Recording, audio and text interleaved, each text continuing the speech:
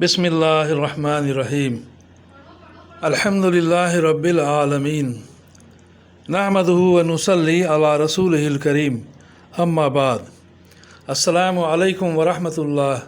محترم بزرگوں، دوستوں، عزیز ساتھیوں، آئیے صحابہ کرام رضی اللہ عنہم کی بہادری اور دلیری اور موت کے شوق کے واقعات میں سے نمبر 2 کا مطالعہ کریں انشاءاللہ۔ درود شریف پڑھ لیجیے۔ اللہم صلی علی محمد وعلی آل محمد وبارک وسلم۔ احد کی لڑائی میں حضرت علی رضی اللہ عنہ کی بہادری۔ غزوہ احد میں مسلمانوں کو کچھ شکست ہوئی تھی، جس کی بڑی وجہ نبی اکرم صلی اللہ علیہ وسلم کے ایک ارشاد پر عمل نہ کرنا تھی، جس کا ذکر باب 1 قصہ نمبر 2 میں گزر چکا۔ اس وقت مسلمان چاروں طرف سے کفار کے بیچ میں آ گئے، جس کی وجہ سے بہت سے لوگ شہید بھی ہوئے اور کچھ بھاگے بھی۔ نبی اکرم صلی اللہ علیہ وسلم بھی کفار کے ایک جتھے کے بیچ میں آ گئے اور کفار نے یہ مشہور کر دیا کہ حضور صلی اللہ علیہ وسلم شہید ہو گئے۔ صحابہ رضی اللہ عنہم اس خبر سے بہت پریشان حال تھے اور اسی وجہ سے بہت سے بھاگے بھی اور ادھر ادھر متفرق ہو گئے۔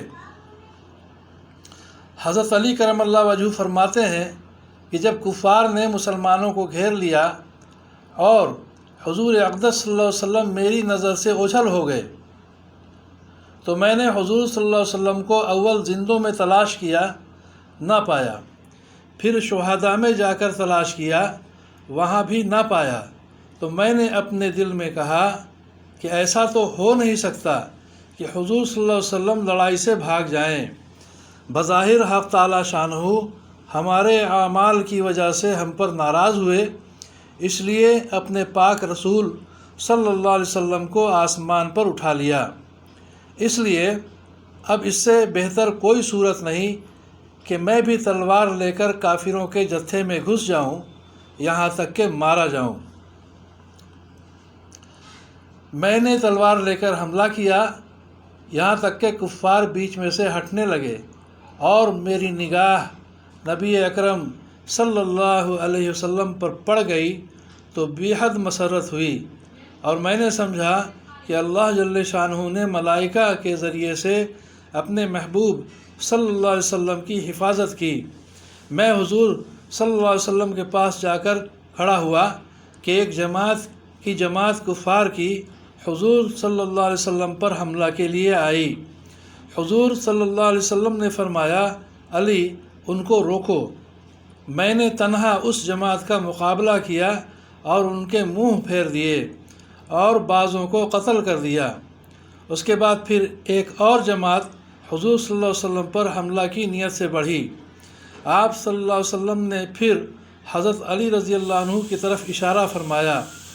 انہوں نے پھر تنہا اس جماعت کا مقابلہ کیا۔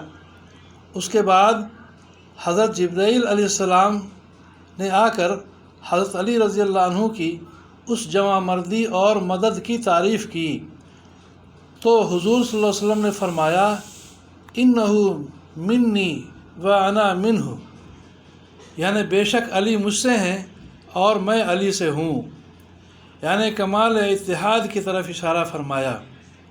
تو حضرت جبرائیل علیہ السلام نے عرض کیا، وانا منکما، یعنی میں تم دونوں سے ہوں۔ فائدہ: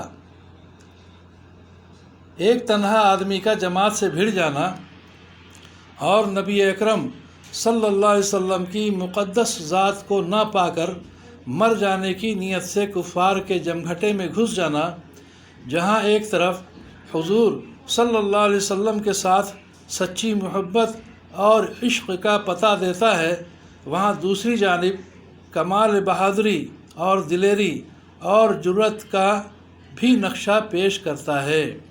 اللہ تعالیٰ سے دعا فرمائے، اللہ تعالیٰ ہم سبوں کو سمجھ بوجھ کے صحیح عمل کی توفیق عطا فرمائے، ہم سبوں کی پریشانیوں کو دور فرمائے، عافیت عطا فرمائے، اپنی مدد شامل حال فرمائے، ناحق مقدمات میں قید خانوں میں پھنسے لوگوں کو چھٹکارا نصیب فرمائے۔